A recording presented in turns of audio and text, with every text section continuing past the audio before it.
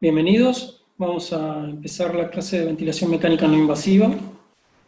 En este caso, como inicio, vamos a dar fundamentos fisiológicos y la evidencia de la aplicación de la misma. Definimos la ventilación mecánica no invasiva como cualquier forma de soporte ventilatorio aplicado sin el uso de una vía aérea artificial. Inicialmente comenzó como ventilación a presión negativa. Actualmente los dispositivos utilizan una presión positiva, una presurización de la vía aérea a través de una interfaz que no invade la misma.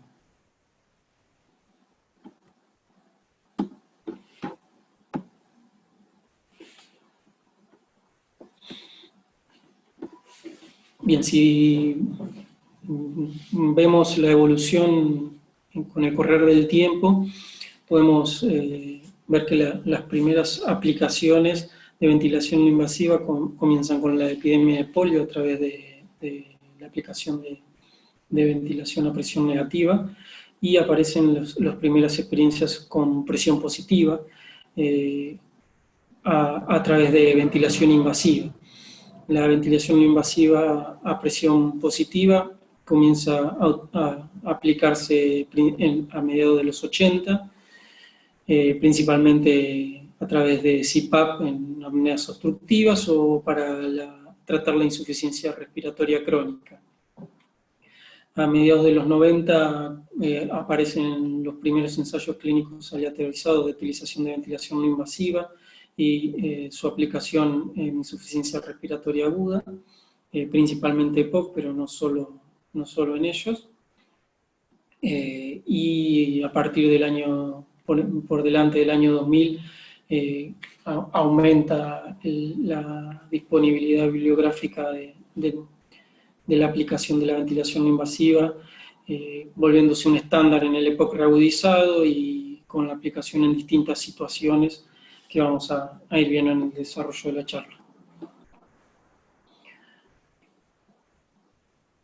Los tres trabajos del grupo de Esteban sobre epidemiología de la ventilación mecánica, que incluyen terapias intensivas de distintos lugares del mundo, cuando enfocan la vista en la ventilación no invasiva, observan que con el correr de los años se incrementa el uso de la misma, acompañando el crecimiento de la evidencia.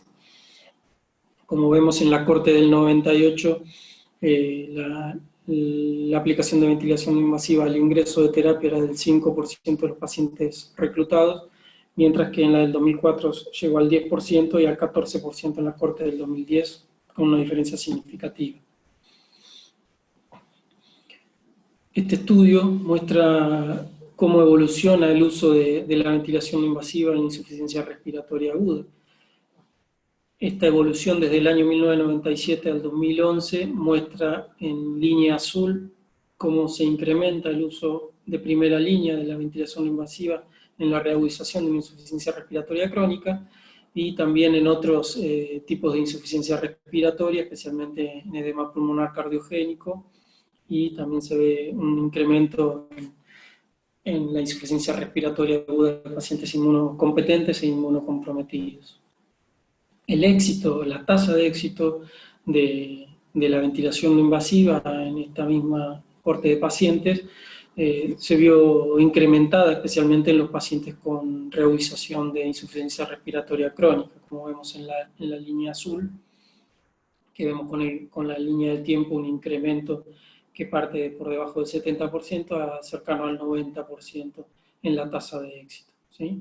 Es un poco variable en el resto de las patologías y vamos a ver qué nos muestran los trabajos al respecto. Algunas de las hipótesis por las cuales se cree que el éxito mejora en estos pacientes es porque el equipamiento evolucionó con el correr del tiempo, ¿sí? Evolucionaron tanto los equipos de flujo continuo y rama única como los equipos microprocesados de terapia intensiva que actualmente poseen módulos de BNI con capacidad de reconocer y compensar fugas, y así como las interfaces, una piedra fundamental en la aplicación de ventilación no invasiva, que presentan una evolución importante con respecto a las de inicio. Cuando aplicamos ventilación no invasiva nos debemos plantear los objetivos principales. Como objetivo principal de la aplicación de ventilación no invasiva podríamos plantearnos dos. En principio, asegurar un intercambio gaseoso adecuado a través de mejorar la capacidad residual funcional, como presión expiratoria principalmente, y la ventilación alveolar con delta de presión inspiratoria. Y como segundo objetivo sería normalizar o minimizar el trabajo respiratorio del paciente. Esto se puede lograr estabilizando la vía aérea a través de una presión positiva al final de la expiración o compartiendo el trabajo respiratorio con el equipo a través de la aplicación de delta de presión inspiratoria. Como grandes grupos de pacientes a los cuales le podemos aplicar la ventilación no invasiva, podemos definir a los pacientes con insuficiencia respiratoria hipoxémica, en los cuales existe una alteración a nivel de la membrana alveolo-capilar o del intercambio gaseoso, donde va a predominar la caída de la oxigenación arterial con un nivel de dióxido de carbono arterial normal o levemente disminuido debido a la hiperventilación asociada a la hipoxia. Por otro lado, tenemos los pacientes con insuficiencia respiratoria hipercápnica, donde va a haber una alteración de la bomba respiratoria con falla ventilatoria, que se va a asociar a una caída de la oxigenación arterial, pero principalmente a un incremento en el dióxido de carbono arterial. Y estos dos grandes grupos tienen una condición diferente cuando aplicamos ventilación invasiva, y lo vamos a ver más adelante. Existen múltiples trabajos que demuestran que la aplicación de ventilación no invasiva disminuye el trabajo respiratorio de los pacientes. Esta revisión muestra algunos trabajos que estudiaron el efecto de la aplicación de ventilación invasiva en pacientes con enfermedad pulmonar crónica y cómo impacta sobre su trabajo respiratorio.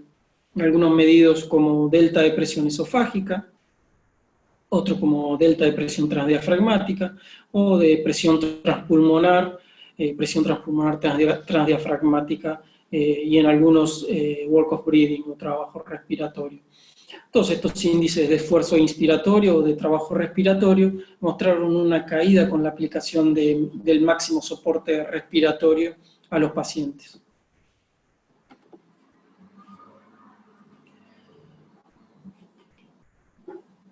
En esta gráfica de la izquierda vemos cómo se demuestra que el trabajo respiratorio expresado como producto presión-tiempo disminuye al incrementar la aplicación de presión de soporte, ¿sí?, en los pacientes normocápnicos y en los pacientes hipercápnicos, ¿sí? La mayor aplicación de presión de soporte produce una disminución del trabajo respiratorio respecto a la respiración espontánea.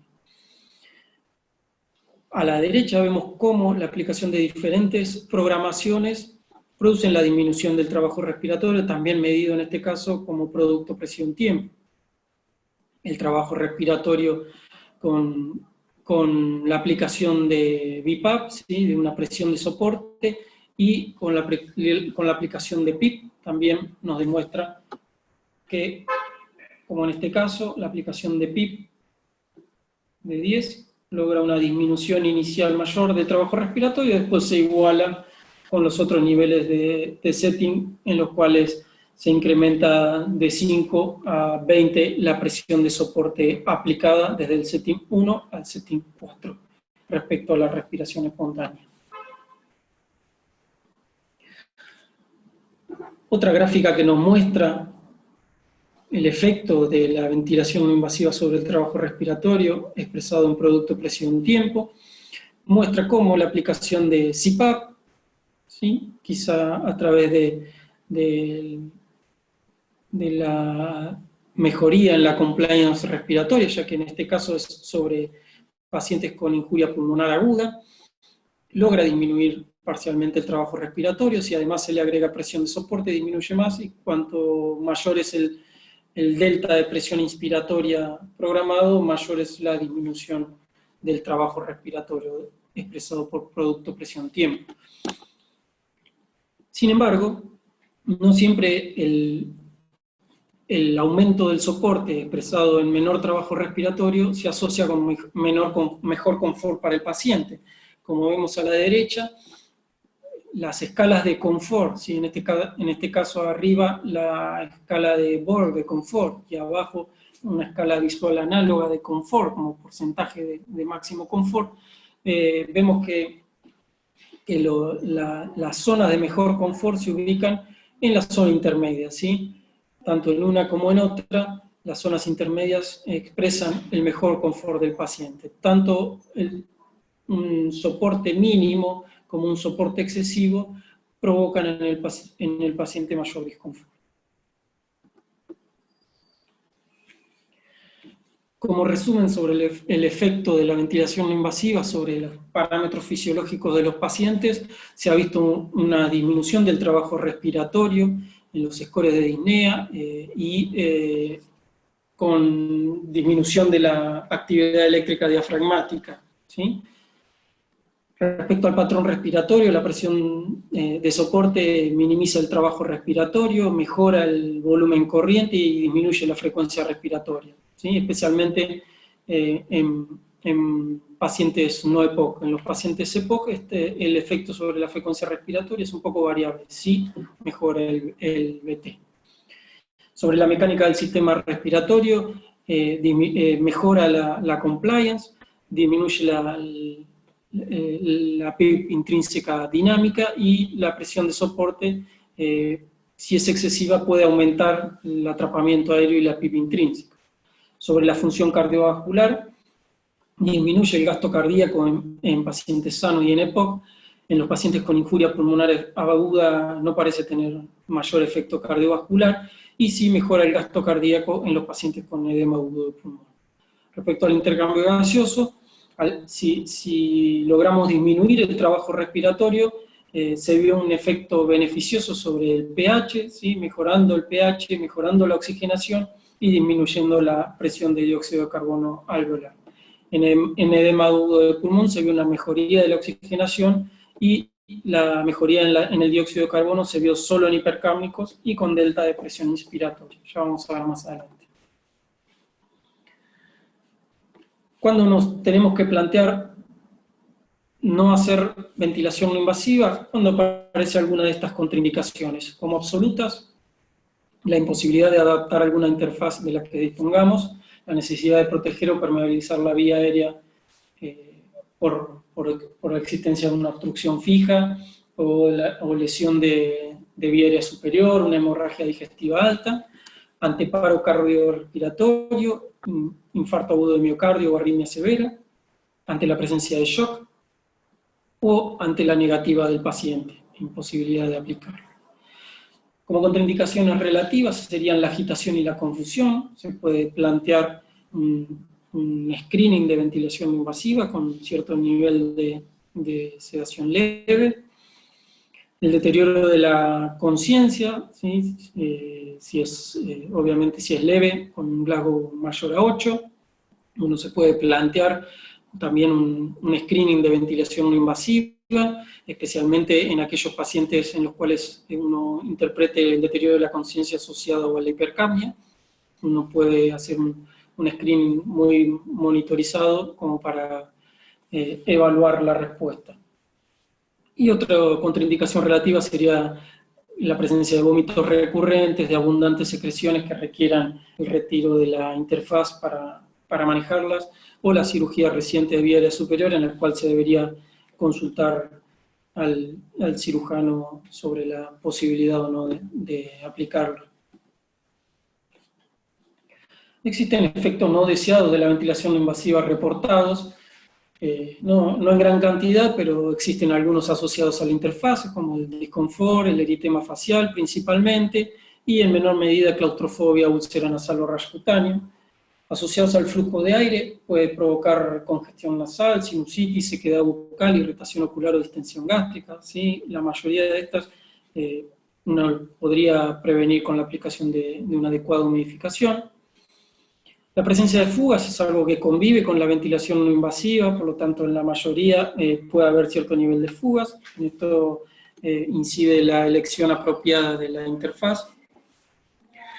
Y las complicaciones severas, en realidad, son poco frecuentes, ¿sí? Las reportadas serían la neumonía aspirativa, la hipotensión y el neumotórax.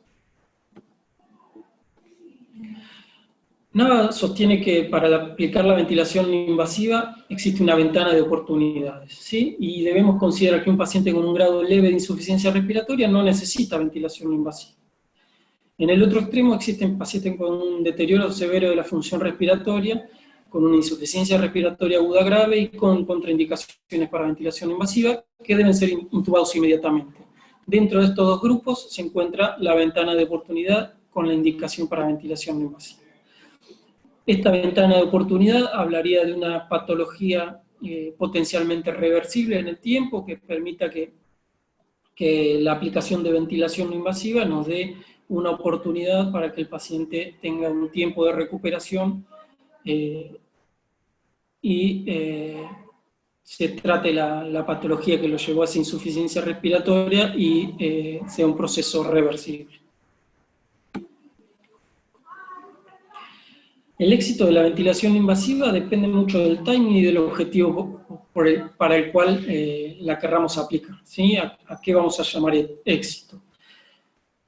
Si lo utilizamos como preventivo de la progresión de la insuficiencia respiratoria, sería para pacientes con una acidemia no muy severa, entre 730 y 735, y con una hipoxemia tampoco muy severa, entre 250 y 300 de PaFi-O2. Si se utiliza la ventilación invasiva como método para evitar la intubación, ya son pacientes moderadamente graves, con un pH entre 725 y 730 y una PaFi-O2 entre 200 y 250, ¿sí? Con una gravedad moderada, y como alternativa para la intubación en pacientes en los cuales se limita el esfuerzo terapéutico o hay decisión de no intubar a ese paciente, ya serían pacientes con insuficiencia respiratoria más grave, en los cuales se puede aplicar, pero con este sentido.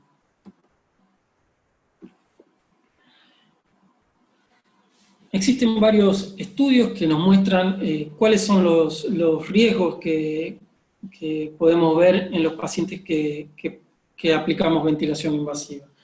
En la insuficiencia respiratoria hipercápnica, estos factores se asocian a mayor riesgo de falla o de fracaso en la ventilación no invasiva. Algunos que tienen que ver con el paciente, como el estado de conciencia, ¿sí? Un Glasgow menor a 11, como la taquipnea, como un pH muy ácido, como veíamos, una gravedad importante, un score de gravedad elevado, secreciones excesivas, y mucho que tiene que ver con la aplicación que nosotros llevamos a cabo de la ventilación no invasiva, como la presencia de asincronías, fugas excesivas, agitación, mala tolerancia a la aplicación de ventilación no invasiva o mala adherencia al paciente. ¿Sí? Todos estos factores pueden llevar al fracaso, o tenemos que tenerlos presentes, que pueden llevar al fracaso de la ventilación invasiva en pacientes con hipercapnia. En los pacientes que tienen insuficiencia respiratoria hipoxémica, los factores que se vieron asociados a la falla de la aplicación de la ventilación invasiva son el distrés o la neumonía.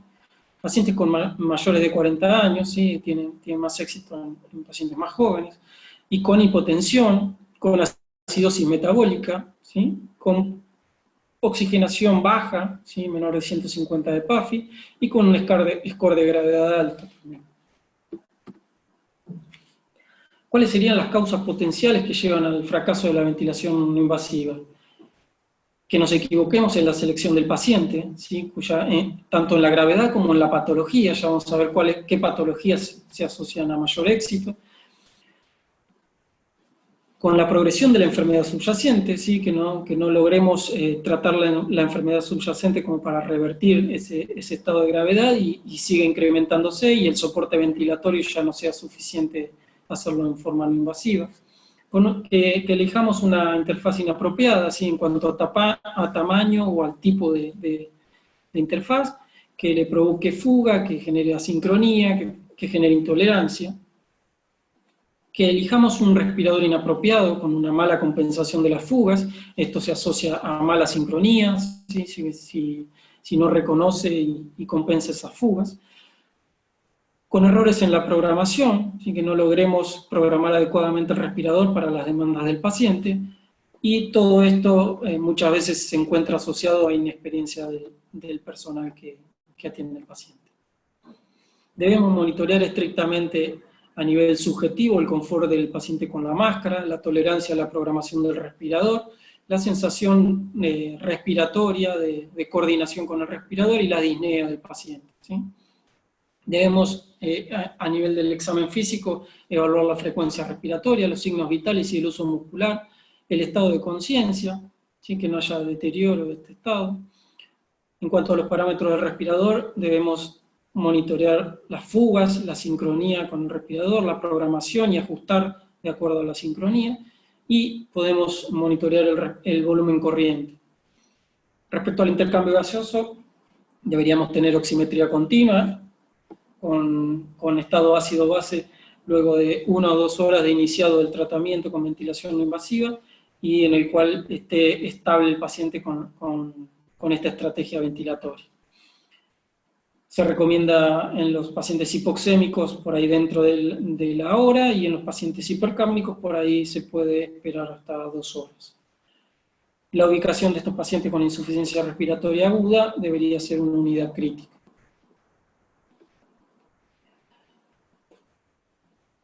Esta revisión sistemática de metaanálisis de ensayos controlados randomizados, publicada en 2015, incluye la aplicación de ventilación invasiva en distintas patologías, y ve cómo la sumatoria de todas las patologías favorece a la ventilación no invasiva respecto al grupo control, tanto en la mortalidad en la unidad como en la mortalidad hospitalaria, en la sumatoria de todos los estudios. Respecto al uso de ventilación no invasiva como prevención de falla de Winning o como método de Winning, ya ahí no hay tanta diferencia como en los grupos de insuficiencia respiratoria aguda.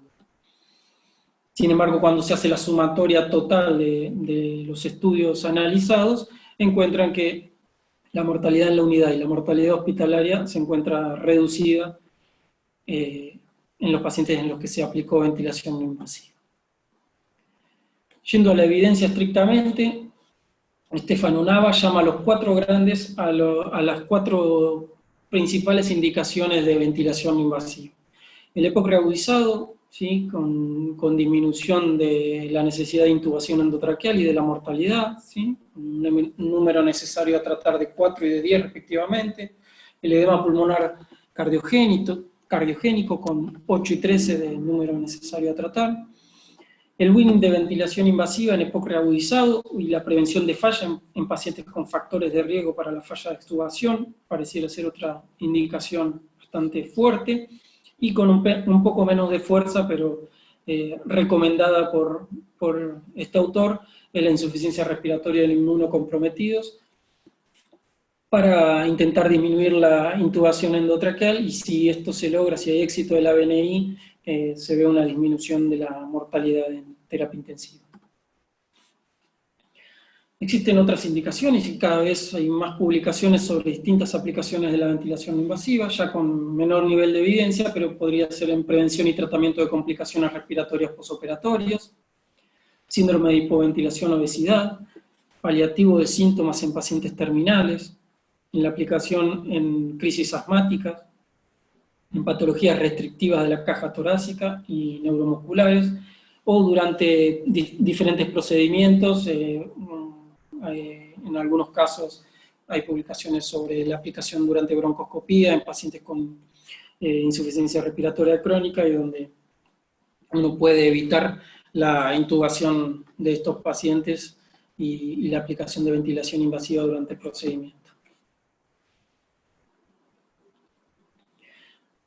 Dentro de los 4 grandes, quizá el grupo más estudiado y con mayor evidencia es el EPOC reagudizado. En esta revisión de Respiratory Care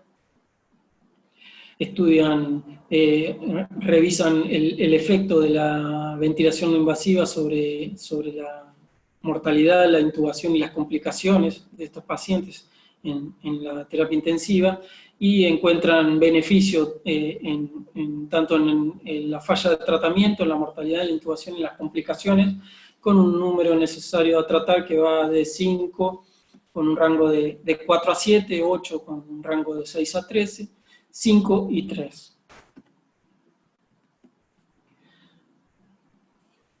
Este estudio que revisa el efecto de la aplicación de ventilación no invasiva en Estados Unidos, en unidades de terapia intensiva de Estados Unidos desde el año 98 al 2008, hace un seguimiento de una base de datos durante 10 años, y encuentra que, que la aplicación de ventilación no invasiva como tratamiento inicial de la exacerbación del EPOC se incrementa con el correr de los años, como vemos acá, y a partir del año 2006-2007 alcanza y supera la aplicación de ventilación invasiva como tratamiento inicial de insuficiencia respiratoria en estos pacientes.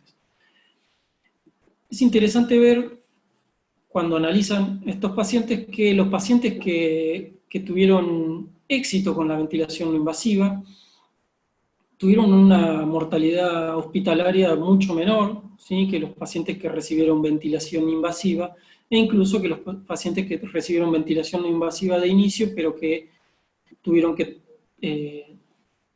ser intubados y aplicarse ventilación invasiva. Y cuando analizan el riesgo el odds ratio, el riesgo de mortalidad de los pacientes con ventilación no invasiva, que tuvieron éxito y los que no tuvieron éxito, vieron que los pacientes con ventilación no invasiva que tuvieron éxito tuvieron un menor riesgo de mortalidad dentro de la internación, pero los pacientes que fallaban la ventilación no invasiva, que fracasaban y que requerían ser intubados, presentaban un mayor riesgo de mortalidad que la media de los pacientes internados. Esto nos hace un llamado de atención sobre la necesidad de identificar adecuadamente y en tiempo adecuado a los pacientes que fracasan la ventilación invasiva y que deberían ser intubados en forma precoz y adecuada.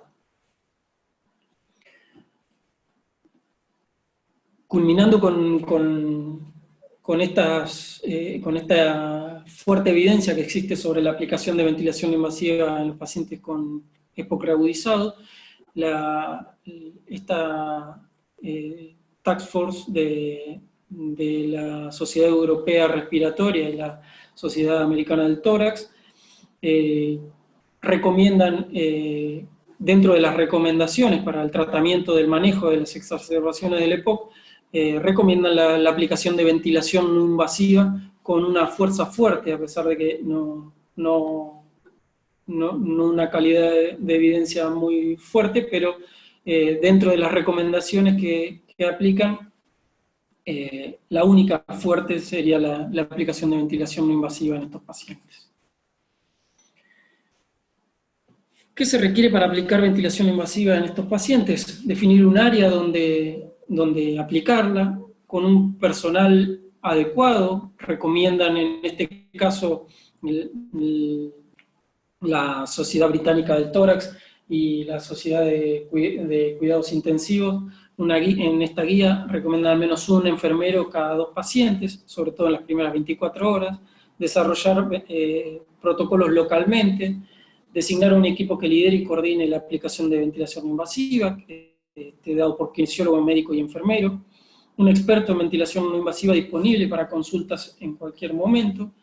Se debería auditar el desempeño y los resultados de esta aplicación y actualizar actualizaciones periódicas y entrenar a los nuevos integrantes del equipo. La ventilación no invasiva debe maximizarse durante las primeras 24 horas, en lo posible utilizarla en forma continua, y luego intentar discontinuar. Antes de discontinuar, por la noche debería garantizarse que se logre una ventilación adecuada durante el día. ¿Qué debemos tener en cuenta cuando aplicamos ventilación no invasiva en pacientes EPOC? Que en todos no va a tener el mismo resultado. El menor beneficio se vio en los pacientes que presentaban neumonía, que presentaban hipoxemia y acidosis metabólica. Y el mayor beneficio se ve en los pacientes que tienen una reagudización pura, con aplicación post-intubación, en pacientes EPOC en el postoperatorio, o en pacientes en los cuales se decide no intubar. Es importante minimizar los riesgos de reinternación, ¿sí? El paciente con EPOC reagudizado tiene alta tasa de reinternación. Por lo tanto, debería tener una evaluación por neumonología, que optimice la medicación, que recomiende y que aplique la rehabilitación pulmonar, la cesación tabáquica. Se debe considerar el seguimiento domiciliario, discutir con el paciente y su familia el tratamiento futuro, proveer un servicio de ambulancia y oxigenoterapia para cualquier inconveniente, revisar los motivos de reinternación, si sucede, detectar errores en el seguimiento y considerar si el paciente requiere ventilación no invasiva domiciliaria. No existe grandes evidencias sobre la aplicación de ventilación no invasiva domiciliaria. Hay un artículo en New England del mes pasado que parece acompañar a la aplicación de esto en estos pacientes, disminuyendo la reinternación y la mortalidad dentro del año posterior a la reagudización. Pero existen algunas guías que nos pueden sugerir algunas conductas. La guía de la conferencia consenso recomienda aplicar ventilación no invasiva domiciliaria a los pacientes que se van de alta con un dióxido de carbono mayor a 55 o entre 50 y 54, pero con desaturaciones nocturnas, ¿sí? O pacientes que tienen hospitalizaciones repetidas, ¿sí? Que se encuentran sintomáticos aún con oxigenoterapia. Los centros de servicio social de Estados Unidos tienen una guía donde recomiendan la aplicación de ventilación no invasiva domiciliaria en pacientes hipercármicos con más de 52 milímetros de mercurio de PCO2, con una evidencia de hipoventilación nocturna, con desaturaciones, con un trial o una prueba de un dispositivo con o sin backup de frecuencia respiratoria, pero para ver si mejoran los parámetros respiratorios de estos pacientes.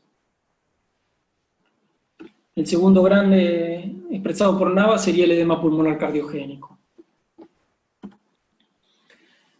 La aplicación de presión positiva sobre el edema agudo de pulmón tiene dos grandes funciones. En principio, el CPAP aumenta la capacidad residual funcional, mejora las atelectasias, reduce el shunt de derecha a izquierda, reduce el trabajo respiratorio, mejora el gasto cardíaco al reducir la precarga principalmente, reduce la regurgitación mitral. Si además le aplicamos un delta de presión inspiratorio, la aplicación de la EPAP y la PIP va a proveer los mismos beneficios que si aplicáramos CPAP, y además la presión inspiratoria va a descargar a los músculos respiratorios con un menor consumo de oxígeno y una mejor ventilación alveolar. En el caso de los pacientes que tienen una hipercapnia agregada puede ser beneficioso. Esta revisión de Cochrane de 2013 muestra que la mortalidad se encuentra disminuida en los pacientes con edema agudo de pulmón en los cuales se aplica ventilación no invasiva, tanto en grupo B-level como CPAP. La tasa de intubación endotraqueal también se encuentra disminuida cuando hacen el metaanálisis de todos los estudios. Y este trabajo de Respiratory Care de 2009 compara la aplicación de CPAP versus terapia estándar y de B-level, tanto con terapia estándar como con CPAP, como entre ellos. Y encuentra que la aplicación de CPAP con respecto a la terapia estándar, ¿sí?, sobre la mortalidad mejora, ¿sí? La aplicación de B-level también mejora la mortalidad, pero la aplicación de B-level versus CPAP no encuentran diferencias significativas entre los estudios. Cuando se estudia la intubación endotraqueal, tanto el CPAP como el B-level mejoran o disminuyen la intubación endotraqueal en estos pacientes, y cuando se compara entre ambos no encuentran diferencias significativas. Esto avalaría el uso tanto de CPAP como de presión binivelada para el tratamiento del edema pulmonar cardiogénico. Quizá la recomendación sería que en los pacientes que tienen una hipercapnia agregada, la aplicación de B-level podría proveer más beneficio. El otro grupo sería el de weaning de la ventilación invasiva en pacientes con EPOC reagudizado, ¿sí?, para cortar el tiempo de la presencia del tubo endotraqueal, y la prevención de falla en los pacientes con factores de riesgo para falla.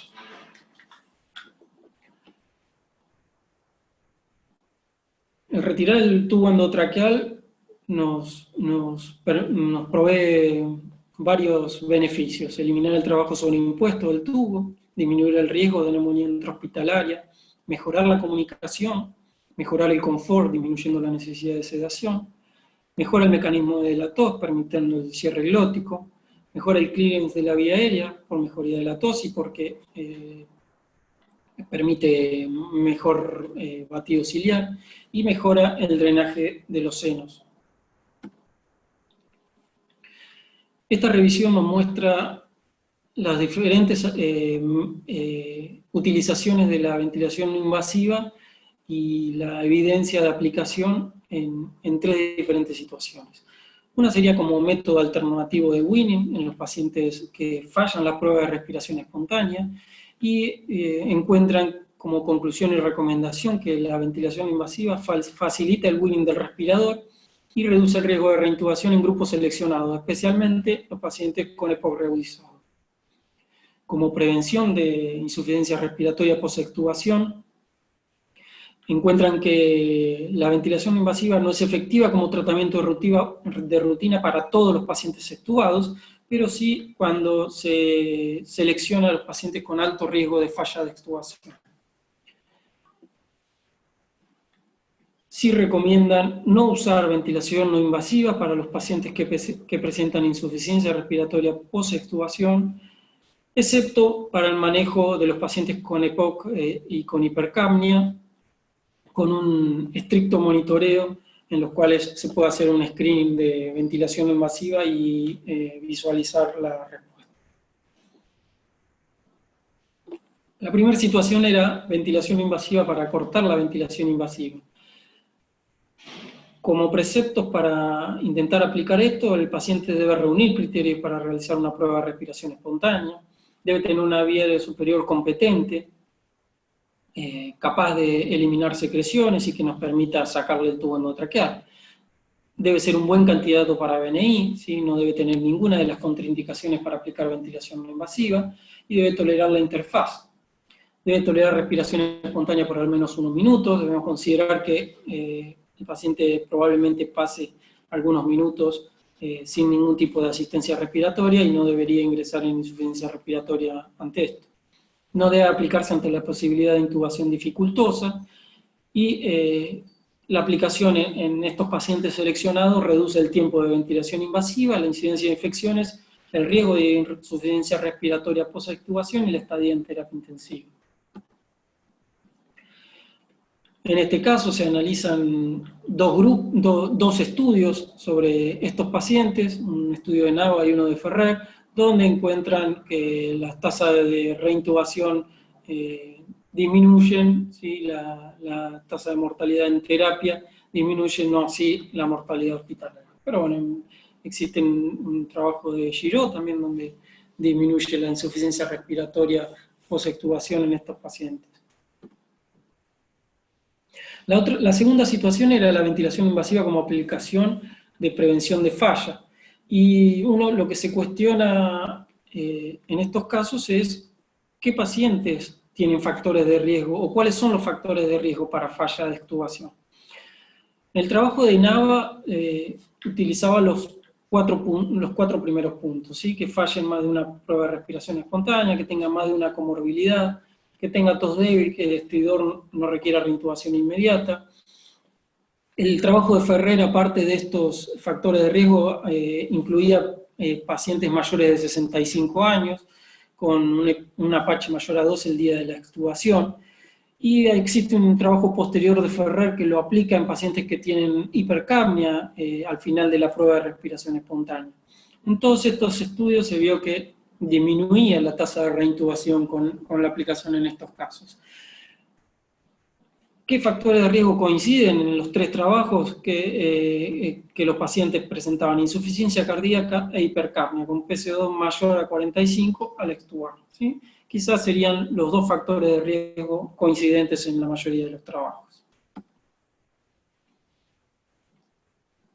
El cuarto grupo sería la insuficiencia respiratoria en pacientes inmunocomprometidos. Existen pocos estudios. Estos estudios demuestran disminuir la intubación endotraqueal y la mortalidad en terapia en los pacientes que tienen éxito con la ventilación no invasiva. Sin embargo, digamos que eso es todavía algo bastante controversial, ¿sí? El manejo de los pacientes oncológicos críticos ha mejorado con el correr del tiempo en la fase crítica, y el éxito de la ventilación no invasiva, según publican estos estudios, es alrededor del 50%, es decir, la mitad de los pacientes, ¿sí? En estos casos se asocia a menos infecciones, estadía y mortalidad en terapia intensiva. Otro uso que se le puede dar a la ventilación no invasiva sería asistir procedimientos en estos pacientes y evitar la intubación, que se asocia a mayor morbilidad en estos pacientes. También puede ser una opción para los pacientes en los cuales se decide no intubar y puede utilizarse como método para mejorar la disnea y en algunos casos puede ser la supervivencia. Debemos, sí, en estos pacientes, monitorizarlo en forma estricta. Estar atento a los predictores de falla. Se encontró que en estos pacientes la mayor severidad de la enfermedad, medida con SAF2, se asocia a mayor falla, cuando tienen más taquipnea, cuando se inicia tardíamente la ventilación no invasiva, ¿sí? La recomendación es utilizarla en forma precoz, evitar que evolucione la insuficiencia respiratoria. Cuando el paciente necesita vasopresores o una insuficiencia renal que requiera diálisis, o los pacientes con síndrome de distrés respiratorio agudo. ¿Cuáles serían los criterios de falla en estos pacientes? Que exista hipoxemia persistente, ¿sí? Que no se logre mejorar la PaFi2 después de una hora de tratamiento, con necesidad de protección de vía aérea, paciente que presente disnea, taquipnea, uso de músculos accesorios, inestabilidad hemodinámica, intolerancia en la interfaz, aumento de la PCO2 con pH menor a 730, alguna agitación que requiera sedación y presencia de abundantes secreciones, ¿sí? Similares al resto, quizá con una gravedad mayor. Una característica de este método es la interfaz, ¿sí? Con el tiempo estas han ido evolucionando y actualmente existen gran variedad de interfaces, ¿sí? Los estudios sobre la aplicación de una interfaz y la intubación y la mortalidad no muestran diferencias entre la utilización de una y otra, sí muestra diferencia la intolerancia al éxito de la VNI, ¿sí? Si un paciente no tolera la interfaz que le estamos aplicando, es muy probable que fracase en la aplicación de ventilación no invasiva. Estas causas se describen como disconfort, como la presencia de fuga que no podemos manejar, la presencia de irritación ocular, de lesión cutánea o de claustrofobia. Todos estos signos, si aparecen, nos están hablando que la interfaz elegida no fue la correcta para ese paciente. ¿Cuál sería la interfaz ideal? Que sea liviana, que tenga diversos tamaños, que sean transparentes, sellado ideal, material resistente y lavable, material antialérgico, con un espacio muerto reducido, económicas, con sujeción estable y simple. En lo posible, tener más de una opción para utilizar, en caso de que se prolongue su utilización en el tiempo, tratar de intercambiar interfaces, cambiar puntos de apoyo. De acuerdo a la cobertura, podemos tener distintos tipos de interfaces. Las primeras tres serían las utilizadas principalmente en insuficiencia respiratoria aguda. Sería la facial total, que ocupa todo el rostro, incluyendo los ojos. La oronasal, que incluye la boca y la nariz. La nasal, que cubre solamente la nariz. Los pillows serían almohadillas nasales, solo ocupan las fosas nasales. Las piezas orales, que ocupan solo la boca. Y el casco o helmet, que ocupa toda la cabeza. ¿Qué factores debemos tener en cuenta cuando elegimos una interfaz? Lo primero que tenemos que considerar es el sitio de fuga intencional, ¿sí? Muchas máscaras tienen sitios de fuga intencionales, como vemos acá, ¿sí? En línea azul. Algunos están incorporados en la máscara y algunos uno lo tiene que incorporar por el exterior, ¿sí? Si utilizamos un equipo de doble rama, debemos utilizar una interfaz que no tenga fuga intencional dentro de la máscara y que en general, por convención, vienen con un codo azul, como el que vemos acá, que nos indica que esa interfaz es para utilizar con doble rama. La presencia de fuga intencional en la máscara se asocia en estos casos, por ejemplo, de una máscara con mucho volumen de espacio muerto, a la disminución del espacio muerto funcional, ya que la fuga permite que el lavado de CO2 se haga a este nivel. Eso es importante porque si queremos alterar el funcionamiento de esa máscara, nos puede traer varios problemas, sobre todo con el lavado de dióxido de carbono. Otra cosa que debemos considerar es la fuga no intencional, ¿sí? En estos casos el respirador no la considera, ¿sí? Y esta fuga es la que debemos tratar de evitar con la elección adecuada de la interfaz, ¿sí? Serían las flechas rojas. Y por último tenemos la fuga bucal, que se presentaría en las interfaces que no cubren la boca. ¿Cuáles son las ventajas? ¿Sí? La interfaz nasal tiene menor riesgo de aspiración, permite eliminar las secreciones, menos claustrofobia, permite hablar al paciente, es fácil de colocar, pero para la insuficiencia respiratoria aguda tiene varias desventajas. Tiene fuga bucal, ¿sí? Muchos respiradores bucales nos genera un problema importante. Genera mayor resistencia, ya que en la nariz la respiración nasal altos flujos genera más resistencia. Si existe obstrucción nasal, sobre todo esto se ve con mucha frecuencia cuando no hay una humidificación adecuada, aumenta aún más la resistencia, puede provocar irritación nasal y rinorrea y sequedad bucal. La oronasal, más indicada en la insuficiencia respiratoria aguda, tiene mejor control de la fuga bucal y es más eficiente para respiradores bucales. Sí, existe riesgo para la aspiración o la broncoaspiración, va a dificultar el hablar, el comer y eliminar secreciones, y riesgo de asfixia si existe oclusión. La facial total, en algunos pacientes es más confortable, es fácil de ajustar y tiene menor contacto con la piel, sobre todo con el puente de la nariz, lo que puede provocar menos lesiones como beneficio. Esta interfaz como desventaja es que no es apta para la entrega de aerosoles. Muchos de los pacientes que reciben ventilación no invasiva requieren broncodilatadores en forma aerosolizada, y bueno, en estos casos, digamos, los aerosoles van a ir dirigidos a toda la cara y conviene cambiar a una oronasal para realizar los aerosoles. El casco es más confortable para algunos pacientes, tiene un ajuste sencillo y menos lesiones de piel, pero tiene un volumen muerto importante que se asocia a mayor reinhalación, a una peor sincronía paciente-respirador, pérdida de audición del paciente, menor descarga muscular y tampoco es apto para la entrega de aerosoles. La humidificación por la vía aérea natural permite que el aire sea acondicionado a 37 grados centígrados y 100% de humedad relativa al nivel del punto de saturación isotérmica antes de llegar al nivel alveolar, ¿no? A la zona de intercambio gaseoso. Esta humidificación, cuando aplicamos flujos altos y con gases fríos y secos, se puede ver desplazada varios centímetros hacia distal.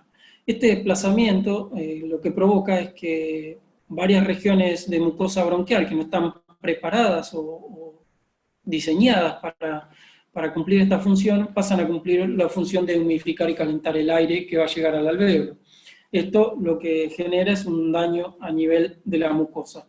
Y lo que se ve es esto, ¿sí? Una mucosa adecuadamente humidificada versus una mucosa que presenta déficit de humedad, ¿sí? En este caso son fotografía de microscopio electrónico en el epitelio de cerdos ventilados por 10 horas con aire frío y seco, ¿sí? Sin humedad. Por lo tanto, la recomendación sería, sobre todo en pacientes que van a estar varias horas con ventilación no invasiva, la aplicación de humidificación del aire inspirado. Esta humidificación tiene que ver no solo con la fracción inspirada de oxígeno, que obviamente a mayor fracción inspirada de oxígeno el aire va a ingresar más seco, sino también al nivel de presión que apliquemos, ¿sí? Como vemos acá a la izquierda, el porcentaje de humedad relativa disminuye a medida que vamos incrementando la IPAP, ¿sí? La presión inspiratoria. A la derecha vemos que la humedad relativa es recuperada cuando utilizamos humidificación. En este caso es un humidificador activo y vemos los tres niveles de IPAP, 10, 15 y 20, ¿sí? Cuando se le aplica un humidificador de calentado a un nivel de humedad moderado, logramos recuperar una humedad relativa del 80% y cuando lo usamos al máximo, una humedad relativa del 100%. Esto es importante porque esto se asocia no solo al cuidado de la vía aérea y de la mucosa de la vía aérea, sino a la vía aérea superior, ¿sí? A la impactación de secreciones en la vía aérea superior, en las cuales hay varios reportes donde se informa la impactación de moco adherente cuando se va a intubar a un paciente que recibió varias horas de ventilación invasiva. ¿Cómo seleccionamos al respirador? Debemos considerar que compense fugas, ¿sí? Actualmente existen respiradores que reconocen y compensan las fugas, por lo tanto deberíamos, si no es un respirador diseñado especialmente para la aplicación de ventilación invasiva, como un flujo continuo, como un mixto, híbrido, existen respiradores microprocesados que tienen muy buen desempeño, pero que debemos considerar que compensen la fuga. El disparo y el ciclado debe estar acoplado con el paciente, ¿sí? La sincronía del paciente y respirador es muy importante en la aplicación, en el éxito de la aplicación de ventilación invasiva. Debemos considerar la reinhalación, si existe puerto de fuga, dónde se encuentra, si hay que aplicar algo de presión positiva expiratoria en un equipo de flujo continuo para que no exista reinhalación, o si en un equipo de doble rama, minimizar el espacio muerto. ¿Dónde se encuentra la entrega del oxígeno? Si necesitamos, ante un paciente hipoxémico, entregar una fracción inspirada precisa, deberíamos seleccionar un respirador que lo provea. El monitoreo, ¿sí? Los respiradores de terapia intensiva permiten un monitoreo adecuado con curvas, ¿sí? Especialmente la curva de flujo-tiempo y de presión-tiempo, nos permiten un monitoreo adecuado, sobre todo de la sincronía paciente-respirador. Las alarmas del respirador, ¿sí? En un principio uno trata de correr las alarmas para tratar de adaptar el paciente al respirador, pero lo que tiene que contrabalancear es la seguridad versus el ruido, ¿sí? Una vez que el paciente está estabilizado, ajustar las alarmas para que justamente nos llamen la atención ante algún cambio en la situación. Considerar la portabilidad del equipo, si es necesario trasladar al paciente y el equipo puede trasladarse con el equipo aplicando la ventilación invasiva. Y por último, el costo del respirador que vamos a aplicar. David Pearson en esta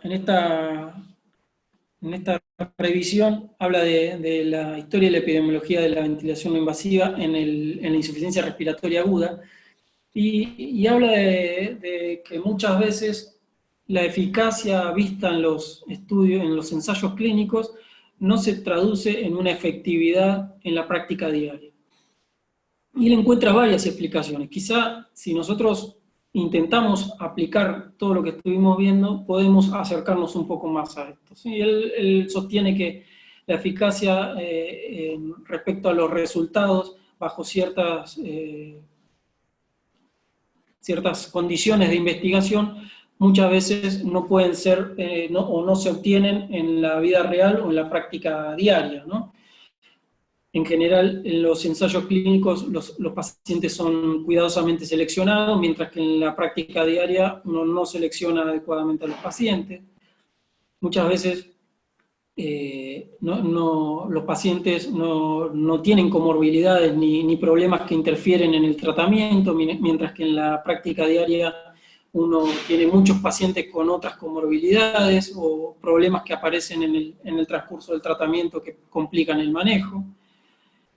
En los ensayos clínicos el protocolo está controlado rígidamente para el manejo y para el monitoreo, mientras que muchas veces en la práctica diaria las técnicas y los protocolos no son realizados de la misma forma que en los ensayos clínicos. Y por último, sostiene que en los ensayos clínicos el staff y los investigadores están muy atentos y dedicados a la aplicación de la ventilación no invasiva. Muchas veces en la práctica diaria esta atención no es similar. Entonces, para terminar, podemos sugerir algunas cuestiones respecto a la ventilación no invasiva. Seleccionar apropiadamente al paciente. Vimos que cuáles pacientes son los que más se benefician con esta práctica. Clasificar el tipo de insuficiencia respiratoria nos va a ayudar a programar el respirador de acuerdo a cada uno de estos tipos. Conocer y tratar la patología subyacente. La ventilación no invasiva es un sostén mientras se trata la patología subyacente, y la mejoría de la misma va a determinar el éxito o no de la aplicación de ventilación no invasiva. Seleccionar el equipamiento más adecuado, me refiero tanto al equipo de ventilación no invasiva como a la interfaz. La habilidad y la experiencia del staff, ¿sí? El staff tiene que involucrarse, ¿sí? Y realimentarse en la aplicación de ventilación no invasiva. El timing adecuado, ¿sí? Es importante cuándo iniciar la ventilación no invasiva, pero sobre todo cuándo parar y decidir suspender la ventilación no invasiva y cuándo el paciente necesita ser intubado y ventilado invasivamente. Los ajustes, ¿sí? Realizar un manejo adecuado de las fugas, de la sincronía y de la humidificación. Ajustes periódicos, cambio de interfaces y una atención importante, sobre todo en las primeras horas de aplicación de ventilación no invasiva. Por último, me parecen que son puntos claves el inicio de la ventilación no invasiva. Debe ser en una insuficiencia respiratoria que requiera ventilación mecánica, pero que no presente ninguna condición que lo contraindique. Reconocer la falla es muy importante. Si el paciente no mejora en la primera hora, si es hipoxemia, o en las 2 horas iniciales, si es la hipercapnia, debe decidirse suspender la aplicación de ventilación invasiva. Y, asociado a esto, no demorar la intubación endotraqueal, ya que se vio que aumenta la mortalidad. Muchas gracias, agradezco su presencia.